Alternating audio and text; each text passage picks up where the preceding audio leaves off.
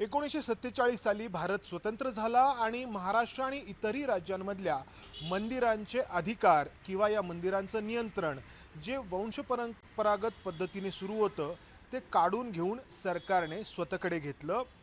याला पार्श्वभूमी त्यावेळी ज्या काही घटना घडल्या त्या घटनांची आणि चळवळींची होती.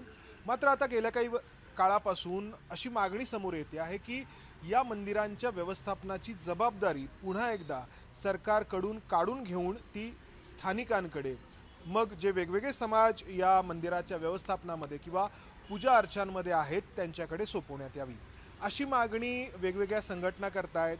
आणि या संघटनांकडून सरकार दरबारी देखील त्यांची मागणी पोहोचवण्यात आली आहे. या संघटनांपैकी राष्ट्रीय गुरव समाज महासंघाचे पदाधिकारी आपल्यासोबत आहेत. आता यामध्ये ही मागणी फक्त मागणीच्या स्वरूपात राहिलेली नाही, तर या महासंघांच्या पदाधिकाऱ्यांचं जे म्हणणं आहे त्यानुसार विद्यमान राज्य सरकारने त्या दृष्टीने सकारात्मक पावलं उचलायला सुरुवात केलेली आहे आणि एक खाजगी विधेयक आपल्या विधिमंडळामध्ये मांडण्यात आलंय आणि ते पास देखील झालंय असं तुमचं म्हणणं आहे. मात्र त्याला कायद्याचं स्वरूप आलेलं नाही. यामुळे अनेक प्रश्न उपस्थित होत आहेत. आपण या प्रश्नांची उत्तरं जाणून घेण्याचा प्रयत्न करूयात. सर्वात पहिला प्रश्न की सरकारचं नियंत्रण नको असं जे तुमचं म्हणणं आहे त्या पाठीमागचं कारण काय? म्हणजे जागा ज्या आहेत त्या सरकारकडे गेल्यामुळे बळकावल्या जात आहेत ज्या देवस्थानच्या आहेत हे तुम्ही म्हणतात, आणखी काय कारणं आहेत आणि कुठल्या कुठल्या जागा कशा कशा बळकवण्यात आल्या? महाराष्ट्रामध्ये मंदिर संस्कृती ही हजारो वर्षापासून टिकून आहे. राजेराजवाड्याने हे मंदिरं चालवण्यासाठी जे गुरव पुजारी आणि इतर पुरोहित वर्ग आहे, म्हणजे ते जंगम असतील आणि इतर समाजाचे असतील, त्यांना वंशपरंपरेने पूजेचे अधिकार दिले आणि त्यांच्या उदरनिर्वाहासाठी जमिनी दिल्या गेल्या. आणि या हक्काचे छत्रपतींच्या काळामध्ये ताम्रपटामध्ये नोंदणी केली गेली, सनदा दिल्या गेल्या आणि हे मंदिर चालवणे, पूजा अर्चा करणे, या परंपरा टिकून राहण्यासाठी या सर्व अधिकारांचं जतन केलं गेलं. हे अधिकार मग निजामशाही, मोगलाई, पेशवाई आणि इंग्रजांच्या काळातसुद्धा अबाधित राहिले. मंदिर चालवण्याचे अधिकार आणि त्या जमिनीचे अधिकार हे ब्रिटिशांनी अलिनेशन रजिस्टरमध्ये नोंदणी करून ठेवलेले आहेत. तर कित्येक राज्यकर्त्यांच्या मध्ये हे मंदिर चालवण्याचे अधिकार हे पूजा अर्चा करणाऱ्या समाजाकडे टिकून होते. स्वातंत्र्यानंतर मात्र राजकीय नेत्यांनी या जमिनीच्या ज्या मालमत्ता आहेत, ज्या जमिनी आहेत त्यावर डोळा ठेवून यामध्ये कायद्यामध्ये बदल करण्यास सुरुवात केली. त्यातला पहिला बदल म्हणजे त्यांनी हे सर्व मंदिरं आणि जमिनी कुठलाही कायदेशीर आधार नसताना मुंबई पब्लिक ट्रस्ट ॲक्टच्या अंतर्गत आणल्या गेल्या. मूळतः राजेराजवाड्यांनी दिलेल्या ह्या जमिनी या सेवेकरी समाजाच्या नावावर होत्या. त्या ट्रस्टच्या नावावर किंवा ट्रस्टच्या अधिकारात आणण्याचे काहीही प्रयोजन नव्हते आणि तिथून या देवस्थानच्या जमिनी हडप करण्याचं प्रमाण वाढलं. राजकीय नेत्यांनी या ट्रस्ट ॲक्टचा उपयोग हत्यारासारखा केला आणि बऱ्याच ठिकाणी या जमिनी बळकावण्यात आल्या. कुठे कुठे असे प्रकार घडले तुम्ही प्रामुख्याने सांगू शकाल? साधारणतः याचं उदाहरण द्यायचं झालं म्हणजे महाराष्ट्रातील सर्वात मोठं उदाहरण महाबळेश्वर देवस्थानच्या हजारो एकर जमीन देवस्थानच्या मालकीची होती. परंतु आज जर पाहिलं प्रत्यक्षात तर 150-200 एकर जमीन फक्त शिल्लक राहिली आहे. या जमिनी अनेक वेगवेगळ्या मोठ्या धनदांडग्यांनी, राजकीय नेत्यांनी, मोठ्या अधिकाऱ्यांनी स्वतःच्या ताब्यात करून घेतल्यात आणि त्याचे म्हणजे सातबारे करून घेतले. ते कशाच्या आधारे केले, काय केले ह्याचं काहीच त्याला म्हणजे कायदेशीर आधार नाही आहे. अशा पद्धतीने जमिनी बळकवल्या. जमिनींचा हा विषय आहे. मोरया गोसावी जे देवस्थान आहे चिंचवडचं, तर त्या देवस्थानच्या जमिनींचाही विषय मागल्या काळामध्ये खूप समोर आलेला होता. जमिनींचा जसा विषय आहे तसंच जे उत्पन्न मिळतं मंदिराला तर ते ट्रस्टकडे जमा होतं, तर त्याचाही विषय आहे. त्यामुळं जी काही मोठी उत्पन्न असणारी मंदिरं आहेत किंवा ट्रस्ट आहेत तिथे अनेकदा राजकारणी प्रवेश करतात. असं महाराष्ट्रात बऱ्याच ठिकाणी आहे, सगळ्या ठिकाणी आहे. पश्चिम महाराष्ट्र देवस्थान कमिटीवर सगळा राजकीय हस्तक्षेप चालतो. आणि तुम्ही जे म्हणालात की बुवा ट्रस्टमध्ये किंवा ते दानपेटी वगैरे ठेवलेली असते, त्या दानपेटीमधला सुद्धा 100% हिस्सा काही ठिकाणी शासनानं काढून घेतलेला आहे. मग पुजाऱ्यांनी फक्त काय तिथं झाडलोट करायची आणि मग उदरनिर्वाहाचं साधन काय त्यांचं. छत्रपतींनी काय केलं होतं त्या कालावधीमध्ये की हा जो गुरव समाज आहे या जमिनी त्यांना दिल्या, त्यांनी ती जमीन कसून खायची आणि त्याच्या बदल्यामध्ये मंदिराची झाडलोट दिवाबत्ती ही करायची. परंतु तसं होताना सध्या तरी दिसत नाही. परंतु ह्या सरकारने थोडंसं गुरव समाजाच्या संदर्भात सकारात्मक पावलं उचलायला तयारी केलेली आहे. आता मला सांगा की हे जे काही विधेयक आहे खाजगी विधेयक, तर ते काय नक्की बदल करणार आहे आत्ताचा जो विद्यमान कायदा आहे त्या कायद्यामध्ये? मुंबई पब्लिक ट्रस्ट ॲक्ट यामध्ये सर्वात जी चुकीची तरतूद आहे की त्या ठिकाणी विश्वस्त म्हणून कुणालाही घेता येतं. त्यांनी स्पेसिफिकली उल्लेख केलेला आहे की मठाच्या जमिनीमध्ये तो महंत जो असेल तो त्या विश्वस्त कमिटीचा पदसिद्ध प्रमुख असेल. वक्फ मुस्लिमांच्या जमिनीमध्ये तो जो मौला असेल तो त्या समितीचा प्रमुख असेल. इतरही समाजामधला जो महंत असेल, जो महाराज असेल तो तिथला प्रमुख असेल. आणि या वाक्यामध्ये इतर हिंदू मंदिराबद्दलचा उल्लेख हा जाणून बुजून गाळण्यात आलेला आहे. आणि हे सर्व सुप्रीम कोर्टाच्या कुठल्याही निर्णयावर किंवा कायद्यावर टिकणारे नाही. केवळ आणि केवळ ट्रस्ट स्थापन करायची, त्या ट्रस्टमध्ये राजकीय लोक घुसवायची आणि त्या माध्यमातून देवस्थान आणि जमिनीवर ताबा मिळवायचा, यासाठी त्या कायद्यामध्ये पळवाट ठेवलेले आहेत. त्यामध्ये आम्ही साधारणतः 6 ते 8 कलमामध्ये सुधारणा सुचवलेली आहे. आणि हा सुधारित कायदा याचं जे प्रारूप आहे हे आमदार महेशदादा लांडगे आणि आणखीन काही आमदारांनी आमच्या समाजाच्या वतीने खाजगी विधेयक म्हणून मांडले होतं आणि त्याला कित्येक आमदारांनी पाठिंबा दिला. हे विधेयक विधानसभेमध्ये मंजूर पण झालेलं आहे. आणि पण हे खाजगी विधेयक आहे, तर याच विधेयकाचा मसुदा शासनाने सरकारी विधेयक म्हणून मांडावं. या मुंबई पब्लिक ट्रस्ट ॲक्टमध्ये सुधारणा करावी आणि मंदिरांनी तिथली पूजा अर्चा आणि तिथल्या जमिनी यावर जो विनाकारण हस्तक्षेप राजकारणी लोकांचा होतोय तो टाळण्याचा एकमेव मार्ग म्हणजे की मुंबई पब्लिक ट्रस्ट ॲक्टमध्ये सुधारणा करून या मंदिर, पूजा अर्चा आणि जमिनी यावर ज्यांनी शेकडो वर्ष मंदिर चालवली, सेवा केली, त्या समाजाला प्रतिनिधित्व द्यावं, हाच त्याचा न्याय्य मार्ग आहे. आता या सगळ्या विषयाच्या 2 बाजू आहेत. पहिली बाजू जशी की आपण आत्ता ऐकली की या मंदिरांमध्ये अनेक राजकारण्यांनी शिरकाव केलेला आहे, कारण त्या ठिकाणी असलेल्या देवस्थानच्या ताब्यातील शेकडो एकर जमिनी, या मंदिरांपासून मिळणारं उत्पन्न आणि त्यामुळं या देवस्थानमध्ये अनेक ठिकाणी बोकाळलेला भ्रष्टाचार, ही एक बाजू झाली. आता दुसऱ्या बाजूबाबत आपण या मंडळींशी बोलूयात. 1947 साली हा कायदा करण्याची गरज का निर्माण झाली? याला पार्श्वभूमी सामाजिक आहे.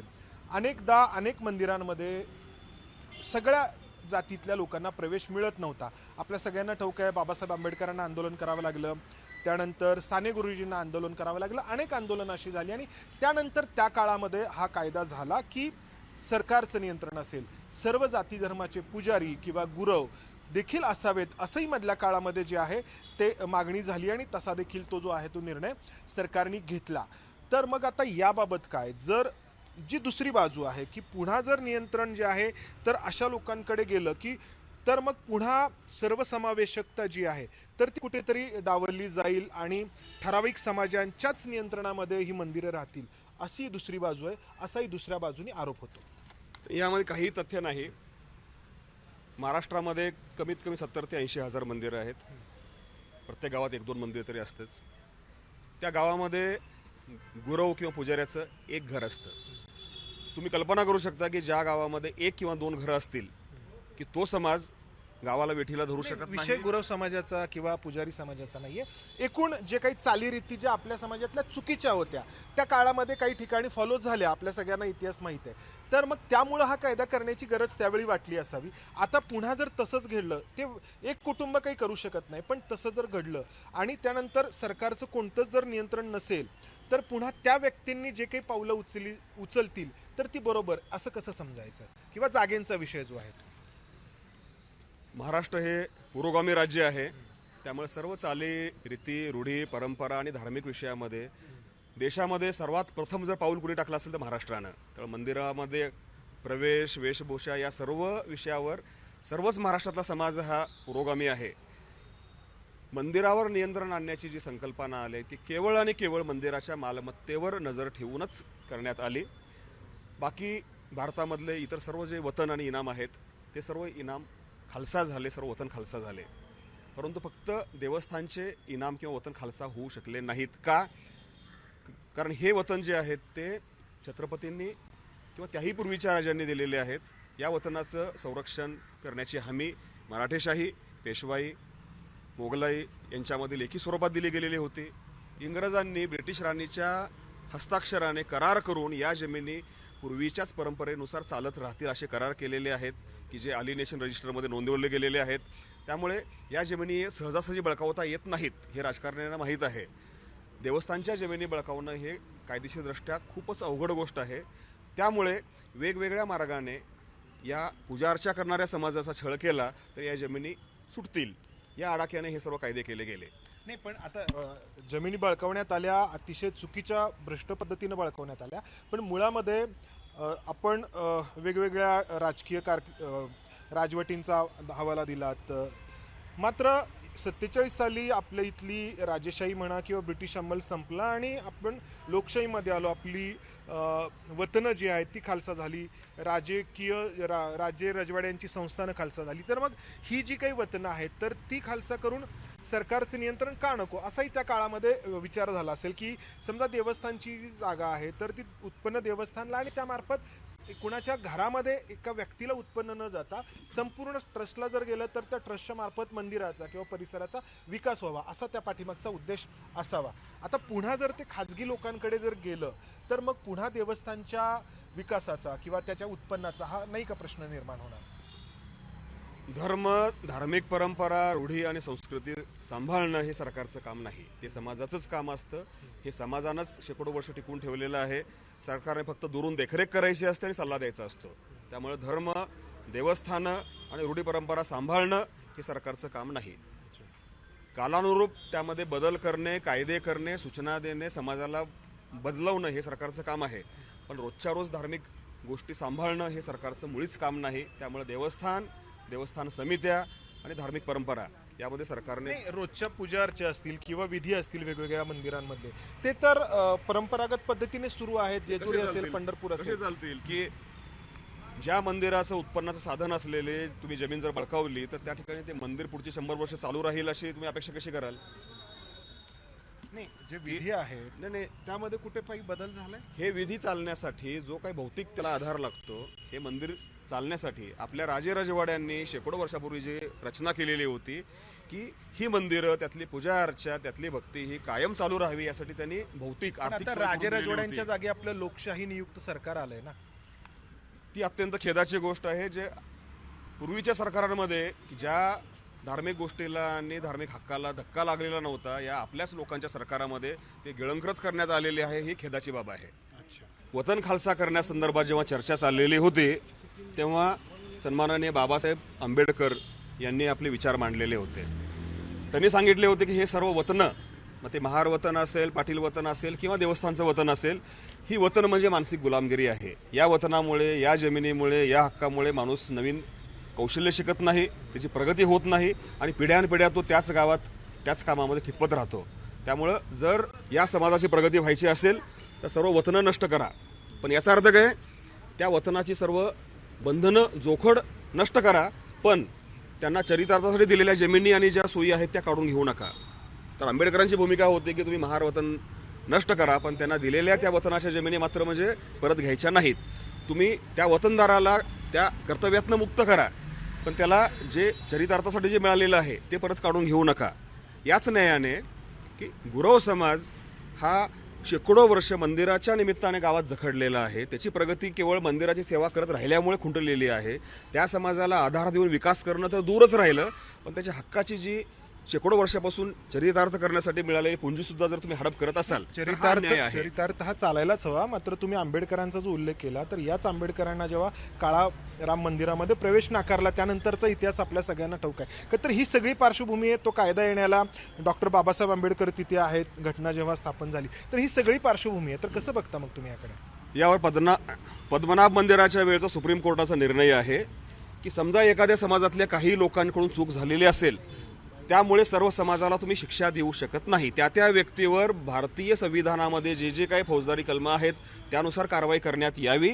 परंतु काही व्यक्तींनी केलेल्या चुकामुळे संपूर्ण समाजाला किंवा त्या पिढीला वेठीला धरणं योग्य नाही असा सुप्रीम कोर्टाचा निर्वाळा आहे. त्यामुळे ज्या काही भूतकाळामध्ये चुका झालेल्या असतील त्या निंदनीयच आहेत, पण त्याची शिक्षा ही पूर्ण समाजाला आणि पुढच्या 2 पिढ्याला मिळणं अजिबात नाही, हे चुकीचं आहे. पण पुन्हा जर तो अधिकार त्याच म्हणजे एक गुरव समाजाचं 1, 2, 3 घरं असतात ती करू शकत नाहीत, पण जर पुन्हा जर सरकारचं नियंत्रण नसेल तर काही लोकांचा अधिकारच फक्त त्या ठिकाणी चालेल असं नाही का वाटत? असं नाही होणार, कारण हा विषय आहे तो मालमत्तेचा आहे. अलीकडच्या काळात जमिनीच्या किमती वाढत फक्त असल्यामुळे मालमत्तेचा नाहीये, या सामाजिक रूढी परंपरांचा देखील मालमत्तेचे अधिकार बळकवण्यासाठी या बाकी सामाजिक प्रश्नाचा आडोसा घेतला जातो. महाराष्ट्रामध्ये कुठलाही समाज, कुठल्याही गावात, कुठलाही गट हा प्रतिगामी होणार नाही, ही तुम्ही खात्री बाळगा. याच अनुषंगानं की असं असतं तर नुकतंच आता काही दिवसापूर्वीच मध्य प्रदेश सरकारनं, शिवराज सिंह चौहान सरकारनं की सर्व मंदिराच्या जमिनी ह्या पूर्ण पुजाऱ्यांच्या ताब्यात देण्याचा निर्णय घेतलेला आहे. ह्याचं ज्वलंत उदाहरण आहे आता. या अनुषंगाने या शासनाने निर्णय घ्यावा. तर विषय जो आहे त्याला 2 बाजू आहेत. एकतर की या मंदिर संस्थानांमध्ये बोकाळलेला भ्रष्टाचार, जागांचे झालेले अपहार, मात्र दुसरी बाजू जी सामाजिक आहे. मुळामध्ये 1947 साली हा कायदा करण्याची गरज का लागली? आंबेडकर असतील, साने गुरुजी असतील यांनी जी काही आंदोलनं केली या सगळ्यांची पार्श्वभूमी या पाठीमागे आहे. आणि पुन्हा जर सरकारच्या नियंत्रणातून ही मंदिरं किंवा देवस्थानं मुक्त करण्याचा निर्णय झाला तर मग पुन्हा तसाच विरोध होईल का?